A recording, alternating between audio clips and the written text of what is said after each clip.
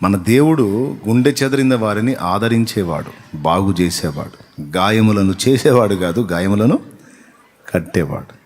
అవసరమైనప్పుడు చిన్న చిన్న గాయాలు చేస్తాడు, అది మన మేలుకే. ఇప్పుడు డాక్టర్ గారు కూడా మనం తీసుకెళ్తే ప్రేమగా ఇంజెక్షన్ చేస్తాడు. మనకేమో అద్భుతంగా నొప్పి పడుతుంటుంది, ప్రేమతో బతకాలని చేస్తాడు.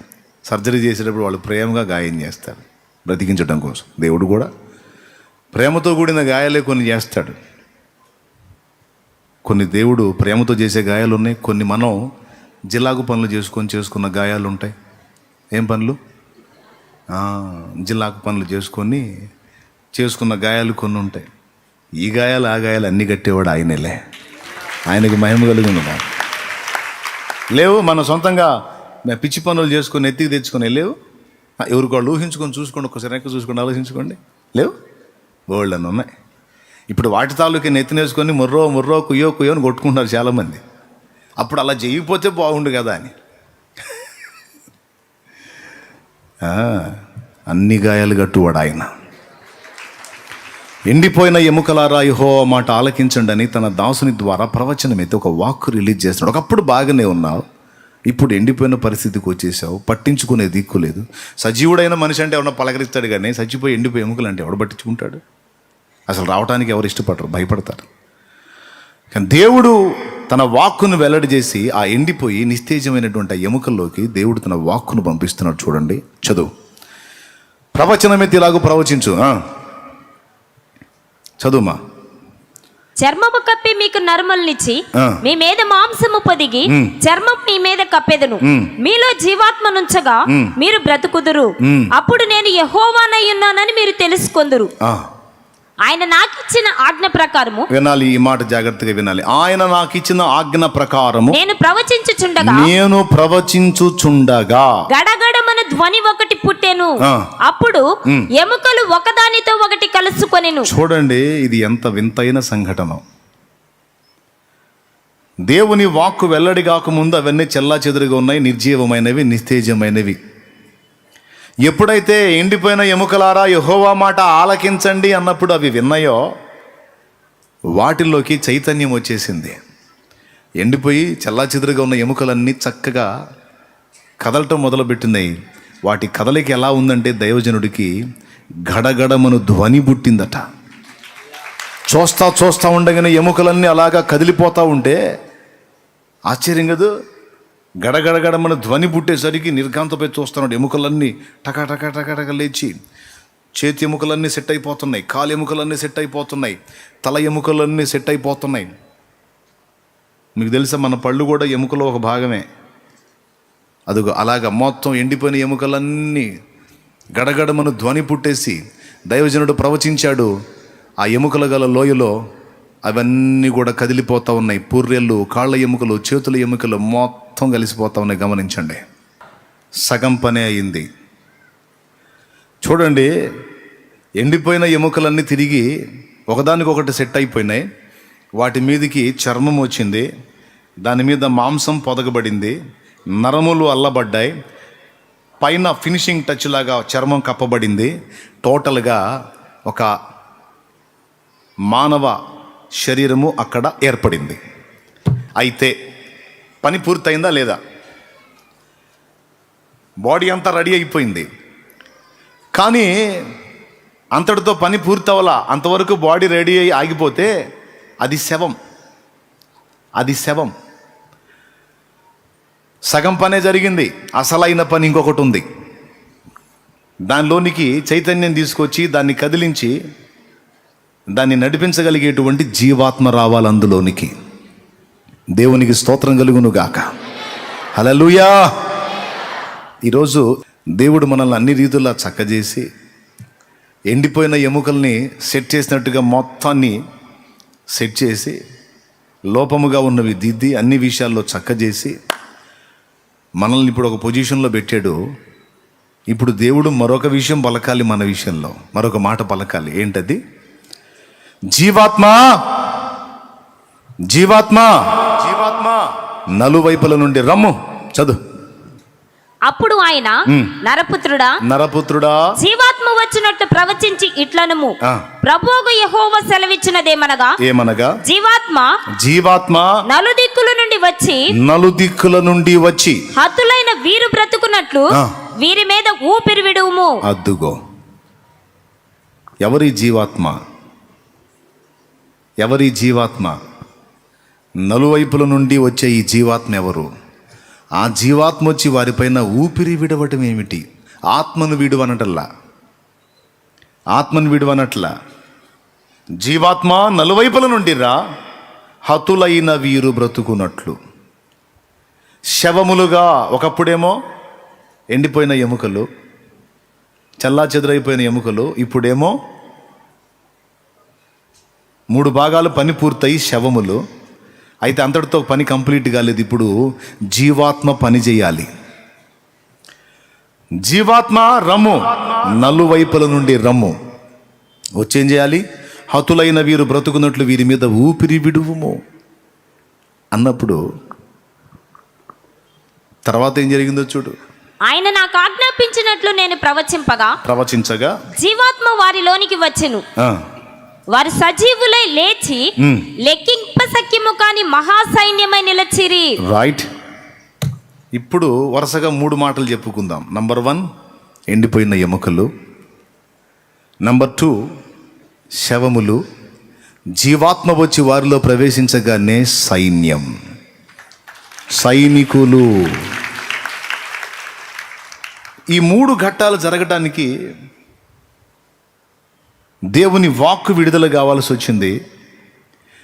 ఎవరి దగ్గరికి? ప్రవక్త దగ్గరికి. ప్రవక్త నుండి ప్రవచనం బయలుదేరి ఆ ఎముకల మధ్య ప్రవచనం పలకవలసి ఉన్నది, పలకబడింది. పలకబడిన తరువాత ఎండిపోయిన ఎముకల అనుభవంలో నుంచి శవాల అనుభవంలో నుంచి ఏకదం మనుషులు అనలా. దేవునికి స్తోత్రం కలుగునుగాక. చెప్పాలి, మనుషులు అనలా. లేకపోతే ఒక మహాసమూహము లేచిరి లేదా మహాసమూహం అయిరి అనలా. సైన్యము అన్నాడు. అంటే ఎవరి దాడి వల్ల నువ్వు ఆ గతి పట్టావో, ఎవరి దుర్మార్గత వల్ల నువ్వు ఆ స్థితికి దిగజారావో, ఎవరి కుట్రపూరిత చర్యల వల్ల నువ్వు అంత అధోగతి బట్టి చివరికి ఆ గతికి వచ్చావో, ఎండిపోయిన అనుభవంలోకి ఎండిపోయిన ఎముకలాగా అయిపోయావో, నువ్వు అలా మారటానికి ఎవడు కారణమో, నిన్న గతి పట్టించిన వాడెవడో వాడి మీద ఇక నువ్వు యుద్ధం చేయడానికి నిన్ను సిద్ధం చేసేళ్ళమ్మన్నాడు దేవుడు. ఇక రెడీగా డైరెక్ట్గా నువ్వు ఒక మామూలు మనిషివి కాదు. నిన్ను పాడు చేసిన వాణ్ణి, నిన్ను దెబ్బగొట్టిన వాణ్ణి, దిగజార్చిన వాణ్ణి, నీచపరిచిన వాణ్ణి, ఎండిపోజేసిన వాణ్ణి, నిన్ను ఆత్మీయ భ్రష్టత్వంలోకి నడిపించిన వాణ్ణి, భౌతికంగాను ఆత్మీయంగాను నిన్ను కృంగగొట్టి అన్ని రకాలుగా నిన్ను పతనం చేసిన వాణ్ణి ఎదుర్కోవటానికి నిన్నొక సైనికురాని వలె నేను ఇప్పుడు సిద్ధపరుస్తున్నానని దేవుడు మాట్లాడుతున్నాడు. నిన్ను ఓడగొట్టిన వాడిని ఇప్పుడు నువ్వు ఓడగొట్టాలి. ఇది ఇప్పుడు నీ పని. ఇశ్రాయేలు ఐగుప్తు దేశంలోకి వెళ్ళేటప్పుడు యోసేపును బట్టి గొర్రెల కాపరులుగా వెళ్ళినప్పుడు వాళ్ళు కూడా గోషెను ప్రాంతంలో ఏలికలుగా ఉన్నారు. పోయినప్పుడు వాళ్ళ మొదటి స్థితి ఏమిటి? అక్కడున్న ఏలిక ఎవరు? ఏలిక కాదు. ఏలిక ఎవరు? యోసేపే. ఫరో ఏం చెప్పాడు యోసేపుకి? ఐగుప్తు మొత్తానికి నేను ఫరో, నాకు నా ఇంటికి మొత్తానికి నువ్వు ఫరో అన్నాడు. అంటే ఇప్పుడు మెయిన్ లీడర్ ఎవరు అక్కడ? ఈజిప్టులో, ఐగుప్తులో, యోసేపు టైంలో యోసేపే. యోసేపు లేకపోతే ఫరో కూడా ఉండేది కాదు. ఫరో కూడా ఫుడ్కి లాటరీ కొట్టాల్సి వచ్చేది, ఎక్కడెక్కడో వెతుక్కోవాల్సి వచ్చేది. యోసేపు వెళ్ళి 7 ఏళ్ళు సమృద్ధిగా పండే పంటను భద్రం చేసి స్టాక్ చేసి, తర్వాత వచ్చే 7 ఏళ్ల కరువు కాలంలో ఐగుప్తులో ఆకలి బాధ లేకుండా చేశాడు. చుట్టుపక్కల ప్రాంతాలకు కూడా ఆహారం సరఫరా చేసి అనేక మందిని బతికించాడు యోసేపు. ఈ గొప్పతనం యోసేపులో ఉందని గుర్తెరిగి, దేవుని ఆత్మ సహాయం యోసేపుకు ఉందని గుర్తెరిగి, రాజైన ఫరో ఐగుప్తు మొత్తానికి నేను ఫరో, నాకు నువ్వు ఫరో అని చెప్పేశాడు. నీ సెలవు లేక కాలు కానీ చెయ్యి కానీ ఎవ్వడు ఆడించడానికి లేదన్నాడు. అప్పుడు ఏమైనట్టు? ఏలిక లేకపోతే బానిస? ఏలిక. లీడర్, నాయకుడు. రాజే నువ్వు నా రాజు అన్నాడంటే రాజుకు రాజు. అది యోసేపు స్టేటస్. మరి ఆయన సంబంధులుగా ఫ్యామిలీ వెళ్ళారు. ఐగుప్తుకి వెళ్ళినప్పుడు ఇంచుమించు 70 మంది, అవునా, ఇశ్రాయేలు సంతానం అనగా యాకోబు పిల్లలు 70 మందిగా ఎంటర్ అయ్యారు. అక్కడికి ఎంటర్ అయినప్పుడు వారు గోషెను ప్రాంతాన్ని ఏలారు. తర్వాత కాలం గడిచింది, ఇక వాళ్ళకి సంతానం విస్తరించింది. వాళ్ళు ఇక లెక్కకు ఇసుక రేణువులాగా విస్తరించడం మొదలుపెట్టారు. ఆశ్చర్యం ఏంటంటే 430 సంవత్సరాల్లోనే 6 లక్షల కంటే ఎక్కువ మంది ప్రజలు అయిపోయారు. వాళ్ళు 70 మంది. దేవునికి స్తోత్రం. చూడండి ఎంత సంతానపరమైన ఆశీర్వాదమో వాళ్ళకి. దేవునికి స్తోత్రం కలుగునుగాక. హల్లెలూయా.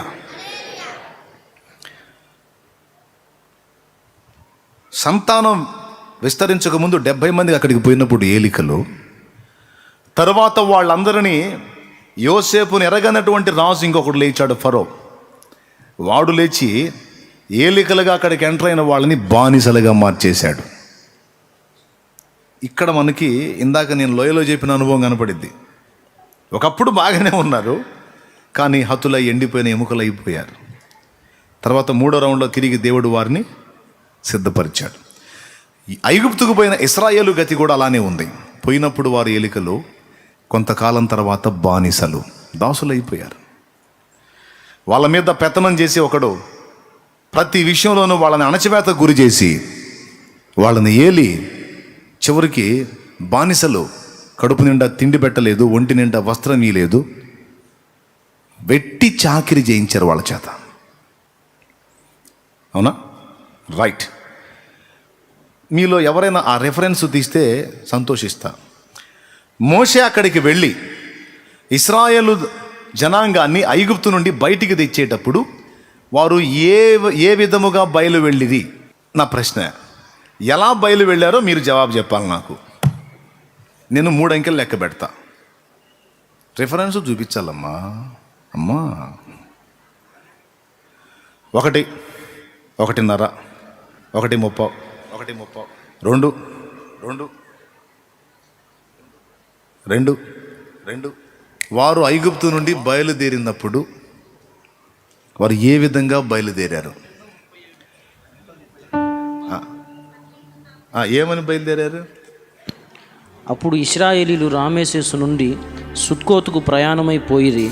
వారి పిల్లలు గాక కాల్బలము 6 లక్షల వీరులు, అనేకులైన అన్యజనుల సమూహమును, గొర్రెలు, ఎద్దులు మొదలైన పశువులు, గొప్ప మందయును వారితో కూడా బయలుదేరాను. వారు ఐగుప్తులో నుండి తెచ్చిన పిండి ముద్దతో పొంగని రొట్టెలు చేసి కాల్చిరి. కాదు నాయన, వారు ఏ విధముగా బయలుదేరిరి అన్నాను. 6 లక్షల వీరులు అన్నది సగం.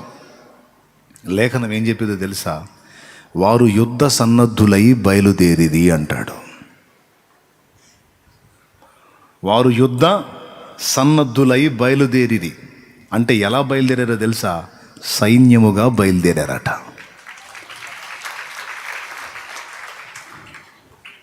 చదువు నిర్గమాకాండం 13వ అధ్యాయం 18వ వచనం చూడు. అయితే దేవుడు ప్రజలను చుట్టూ దారియకు ఎర్ర సముద్రపు అరణ్య మార్గమును నడిపించెను. ఇశ్రాయేలీలు యుద్ధ సన్నద్ధులై ఐగుప్తులో నుండి వచ్చిరి. అద్దుగో, ఆ మాట అండర్లైన్ చేయాలి. పోయేటప్పుడు ఎలా పోయారు? ఏలికలుగా పోయారు. పోయి ఏమయ్యారు? కొద్ది కాలం తర్వాత ఒకడు ఎంటర్ అయ్యాడు, వీళ్ళందరినీ లొంగ తీసుకున్నాడు, వీళ్ళందరినీ గెలిచాడు, బలహీనపరిచాడు. వాడు ఏడటం మొదలుపెట్టాడు, పెత్తనం చేయటం మొదలుపెట్టాడు. ఈరోజు భౌతికంగా తీసుకున్నా ఆత్మీయంగా తీసుకున్నా సైతాన్ గాడు ఒకడు ఉన్నాడు కదా మనకి యాంటీ క్యాండిడేట్. ఎవరు? సైతాన్ గాడు. మనం ఆరంభం సూపర్గా ఉంటుంది, మధ్యలో ఎంటర్ అవుతాడు వీడు. చాలామంది జీవితాలు అలానే ఎంటర్ అయ్యాడు.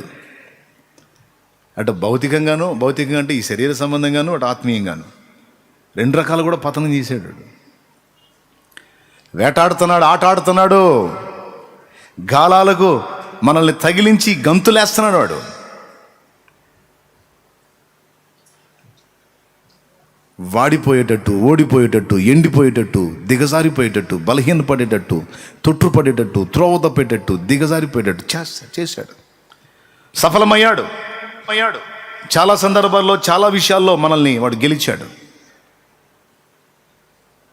వాడి చేత కొట్టబడి, నెట్టబడి, గందరగోళం అయిపోయి, అన్ని విధాల బలహీనపడిపోయి, ఎండిన స్థితిలోకి వెళ్ళిపోయినటువంటి వారి విషయంలో దేవుడు మాట్లాడుతున్నాడు. నా మాట ఆలకించు, నువ్వు కోల్పోయినదంతా తిరిగి నేను నీకు తీసుకొస్తాను. ఈసారి ఇంకొకటి కూడా ఉంటుంది. నీకేంటో తెలుసా? ఇంతకు మునుపు ఏది కోల్పోయావో, ఎవరి వలన కోల్పోయావో అది పొందుతావు. దాంతోపాటు ఎవరి వలన నువ్వు నష్టపోయావు వాని మీద యుద్ధం ప్రకటించి జయిస్తావు. ఇక మళ్ళా నువ్వు ఎండిపోయిన ఎముక కావు, కానివను. ఇక నువ్వు యుద్ధ సన్నద్ధుడివి, సన్నద్ధురాలువై లైన్లోకి వెళ్ళాలి. వారందరూ, ఎండిపోయిన ఎముకలందరూ మహాసైన్యమై లేచి నిలిచారట. దేవునికి మహిమ. బానిసలైనటువంటి ఇశ్రాయేలు జనాంగం ఐగుప్తు నుండి, లోకము నుండి బయటకు వచ్చేటప్పుడు ఇక వారు ఎట్లొచ్చారు? యుద్ధ సన్నద్ధులై బయటకు వచ్చారు. ఇక వారి మధ్యలో చూడండి, వరుసగా యుద్ధాలు. ఇక దేవునికి స్తోత్రం. ఎన్ని యుద్ధాలు వచ్చినా వాగ్దత్త దేశానికి వాళ్ళందరినీ చేర్చాడు దేవుడు. దేవునికి అయిష్టులైన వారిని విసర్జిస్తే, దేవునికి ఇష్టలైన విశ్వాసపాత్రులందరినీ, విశ్వాసం కలిగిన వారందరినీ జయమిచ్చి వాగ్దత్త దేశానికి చేర్చలా? ఈరోజు నీకు, నాకు, మనకి నిరీక్షణ కలుగునట్లు దేవుడు మాట్లాడుతున్నాడు. నేను నిన్ను తిరిగి బ్రతికించాను. ఇక నీవు సైనికుడివి, సైనికురాలివై శత్రువు మీద యుద్ధం ప్రకటించమని మాట్లాడుతున్నాడు.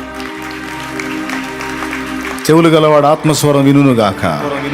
శత్రువు మీద యుద్ధం ప్రకటించి ఇక వెనకడుగు వెయ్యొద్దు. పోరాడు. వాడు నీకు కల్పించినటువంటి ఈ మాయా తాయా పరిస్థితులన్నిటికీ వ్యతిరేకంగా ఇక ధ్వజమెత్తు. యుద్ధం ప్రకటించు. కృంగిపోయి, నీరసించిపోయి, దిగజారిపోయి, అలసిపోయి ఆగిపోయావు కదా, ఇదిగో ఇప్పుడు నేను నీకు తోడై ఉన్నా. నేను నిన్ను తిరిగి బ్రతికిస్తున్నా. ఇక వెళ్ళు, ఇక పోరాడు. నీ పక్షమున నేనున్న, జయము నీదే అని దేవుడు మాట్లాడుతూ ఉన్నాడు. హల్లెలూయా. ఈరోజు మనందరినీ దేవుడు పిలుస్తున్నాడు. మీరు నా పిల్లలు, మీరు సైనికులు.